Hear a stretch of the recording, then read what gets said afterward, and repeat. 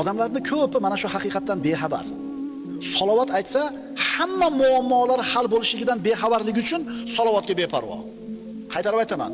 Payg'ambarimizga salovat aytishlik hamma muammolarni hal bo'lishligining sababi insonlarda aqli yetmaydigan, insonlarda qo'lidan kelmaydigan masalalarni hal bo'lishi ham salovatga bog'liq. Ishonasizmi, birodar? Ishoning. Imom Bayhaqiy Shu'abul Iymonda Anas ibn Malikdan keltirilgan hadisda aytadi: kim payg'ambarimiz sollallohu alayhi vasallamga 100 ta salovat aytsa, Alloh taolo mana shu bandani 100 ta hojatini ravo qiladi. 70 tasi oxirat hojatlaridan bo'ladi, 30 tasi dunyo hojatlaridan bo'ladi.